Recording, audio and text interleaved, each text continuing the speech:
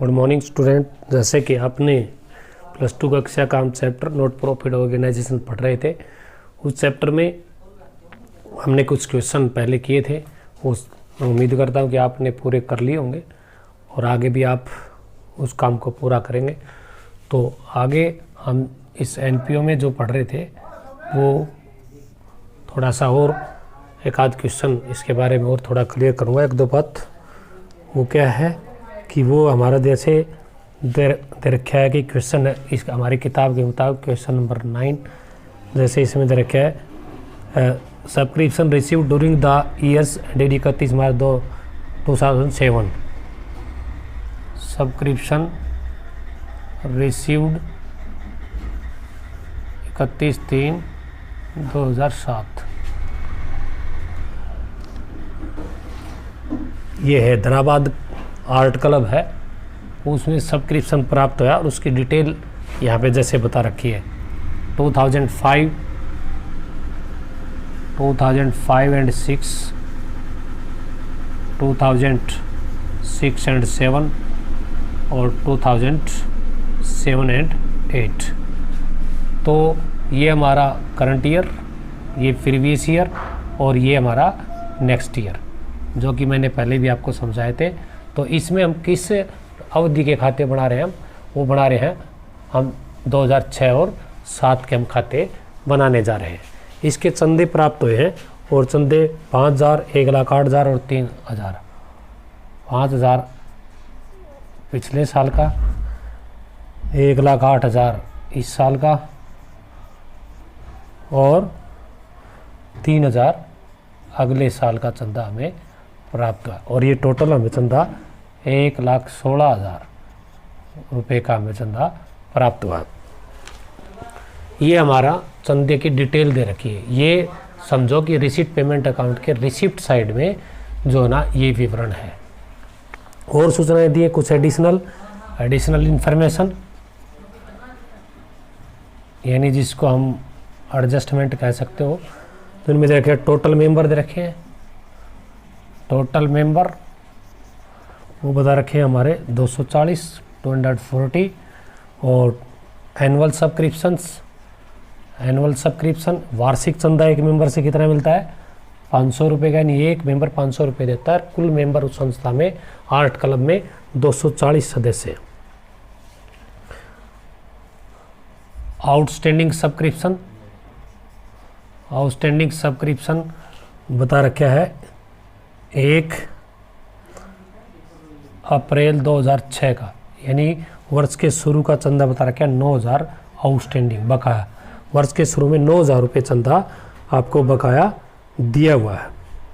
तो आपने इन सूचनाओं के माध्यम से आपने इसका इनकम एक्सपेंडिचर अकाउंट बना के दिखाना। ये जो सूचनाएं आपको दी हुई है, ये जो सूचना थी ये हमारे रिसीट पेमेंट से के रिसिप्ट साइड में होती है और ये हमारी एडजस्टमेंट है। टोटल मेंबर 240, एनुअल सब्सक्रिप्शन एक देता है 500 और वर्ष के शुरू में चंदा 9,000 रुपये हमारा बकाया था। तो सबसे पहले तो हमने है ना, जब भी इस प्रकार से जो है ना सूचनाएं दी होती हैं तो आपसे इससे पूछा कि 31 मार्च 2007 को इनकम एक्सपेंडिचर आप कैसे बनाएंगे, यानी कि उसमें आप चंदे की राशि कितनी शो करेंगे। जैसे ये इसकी हमारी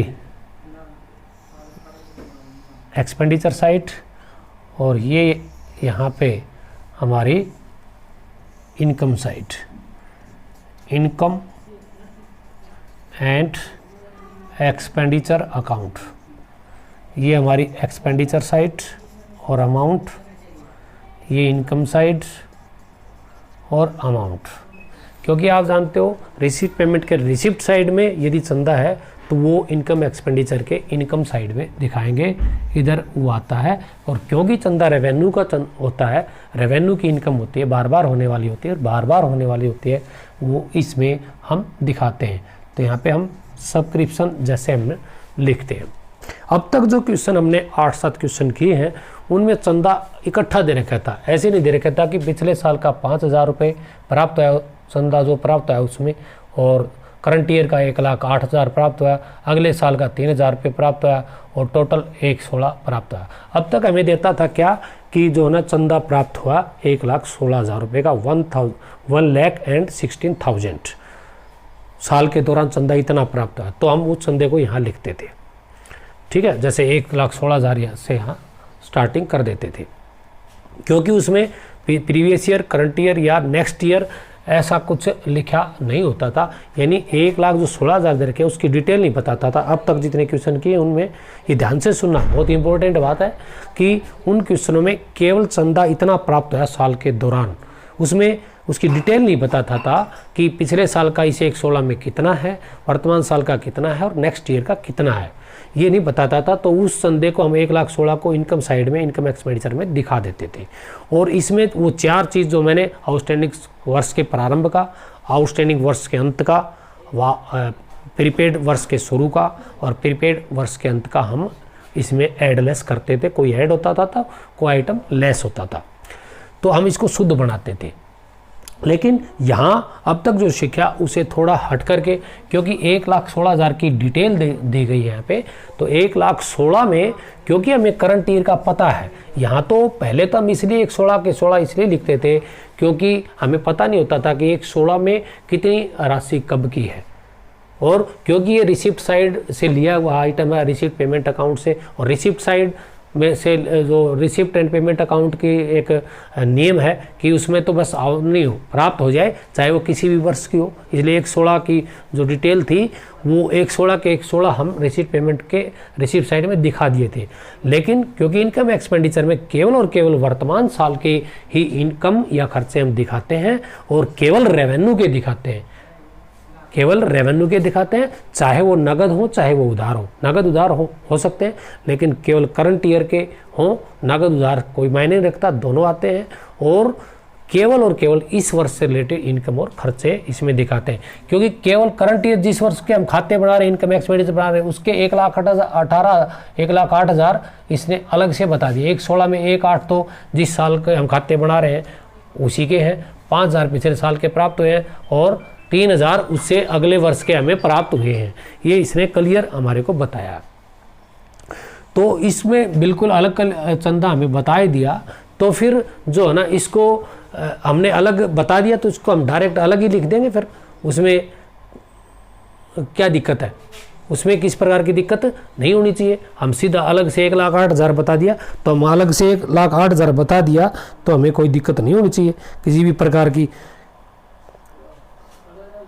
क्योंकि अलग हमें दे दिया तो सीधा हम लिख देंगे इसमें। तो वहाँ तो हम चारों चीज़ एडलेस करते हैं, तो यहाँ पर हम क्योंकि करंट ईयर का इसमें 1,16 की डिटेल में अलग से बताया, तो यहाँ पे 1,16 नहीं बल्कि 1,08,000 का ही हम चंदा यहाँ पे शो करेंगे, क्योंकि करंट ईयर का 1,16 में अलग से दिखाया हुआ है। जब उसकी डिटेल दी हो तो केवल और केवल करंट ईयर का ही यहाँ पे लेते हैं। अब यहाँ पे बात आती है कि इसमें कौन कौन सी चीज़ें एडलेस हो सकती हैं, क्योंकि ये केवल और केवल इस वर्ष का चंदा है। 1,08,000 में पिछले वर्ष का या अगले वर्ष का कुछ अमाउंट, कोई भी अमाउंट सम्मिलित नहीं है। सम्मिलित तो 1,16,000 में थी, 1,08 में तो पिछले साल की आगामी वर्ष की कोई भी अमाउंट सम्मिलित नहीं है। ये केवल और केवल इस वर्ष की है जो नगद प्राप्त हुई है हमें, तो वो हमने यहाँ पे लिखी। तो इसमें कौन सी चीज़ एडलेस होगी, इसमें जो 4 पॉइंट मैंने बताए थे, आउटस्टैंडिंग वर्ष के प्रारंभ का, आउटस्टैंडिंग वर्ष के अंत का, प्रीपेड साल के शुरू का, प्रीपेड साल के अंत का, वो चारों चीज़ें एडलेस करते थे। यदि 1,16,000 अमाउंट हम यहाँ लिखते, तो क्योंकि हमने 1,08 लिखी है इसलिए चारों की चारों एडजस्टमेंट यहाँ पे एडलेस नहीं होगी। उनमें से केवल और केवल इस वर्ष से जो रिलेटेड है वही इसमें आएंगी। तो वो कौन कौन सी हैं वो आपको मैंने बताया था। वर्ष के शुरू में आउटस्टैंडिंग है तो इस वर्ष का नहीं है, वो पिछले वर्ष का चंदा प्राप्त हुआ है। ठीक है, तो वर्ष के शुरू में है तो पिछले वर्ष का, क्योंकि खाते पिछले वर्ष के नहीं बना रहे तो हम उसमें से घटा देते थे इसको।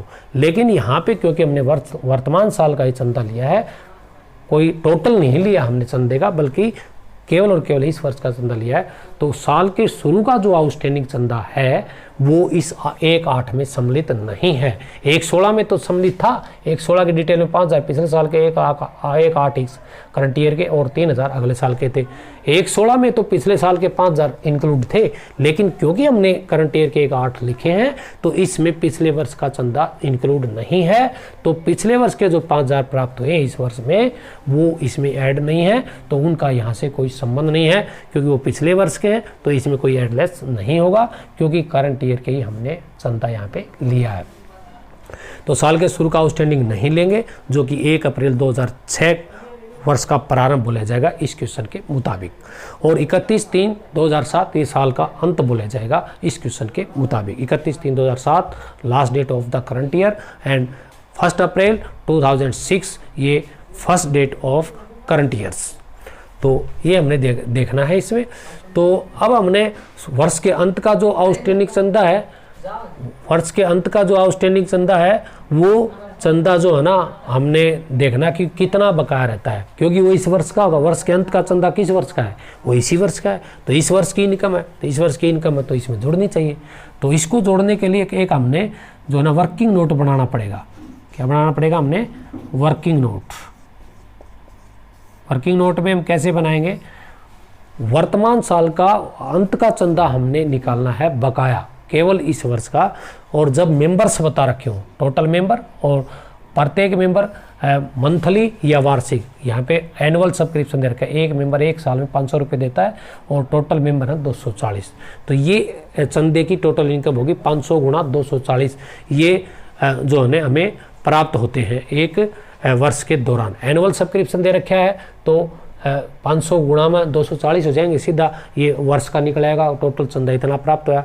और यदि ये मंथली पर मंथ होता तो 500 गुणा में 12 और करते हम, पर मंथ होता तो, क्योंकि पर मंथ था इसलिए 12 महीने के बनाने के लिए 12 से गुणा करनी पड़ेगी। पर एनम लिख रखे हो, पर एनम PA लिख रखे हो, PA मतलब पर एनम है, या एनुअल सब्सक्रिप्शन लिख रखे हो चाहे पर एनम लिख रखे हो, तो वो तो है वार्षिक। और PM पर मंथ, PM लिख रखा है तो पर मंथ है वो, तो उसको हमने जो चंदा उसको 12 से गुणा करनी चाहिए। तो सबसे पहले हमने ये एनुअल सब्सक्रिप्शन के लिए देखना कि पर मंथ है या पर एनम है। एनम है तो 12 से गुणा करने की जरूरत नहीं, और पर मंथ है तो 12 से गुणा कीजिए। तो यहाँ पे क्योंकि पर एनम है तो इसलिए 500 गुणा 240 ये सीधा हो जाएगा हमारा। तो यहाँ पे हम टोटल लिखेंगे, टोटल मेंबर 240 और एनुअल सब्सक्रिप्शंस 500। तो टोटल सब्सक्रिप्शन कितना होया? तो वो होगा 240 गुणा में 500, ठीक है। 24 पंजा 120, ठीक है, और 3 जीरो और लगा दो ये आगे, यानी कि 1,20,000 रुपये इसका चंदा हमें एक वर्ष का चंदे की अमाउंट कितनी प्राप्त होती है? 1,20। यानी 1,20 से चंदा ना ज़्यादा होना चाहिए ना कम होना चाहिए, क्योंकि मेंबर 240 है, 500 एक मेंबर दे रहा है चंदा, तो 1,20,000 से ज़्यादा कैसे हो सकते हैं? मतलब ही नहीं। कम भी इसलिए नहीं होनी चाहिए क्योंकि उधार रहते हैं तो भी उसको ऐड कर लेते हैं, क्योंकि इसमें नगद उधार दोनों लिखे जाते हैं। तो ये चंदा हमारा बनता है। और करंट ईयर का कितना प्राप्त हो गया इसमें से, ये यहाँ पे बताया इसने 1,16 में से 1,08,000 तो करंट ईयर का है, तो ये हम घटा देंगे। Less subscription received during the year 2006 and 7, 2006-7 के दौरान कितना प्राप्त होया?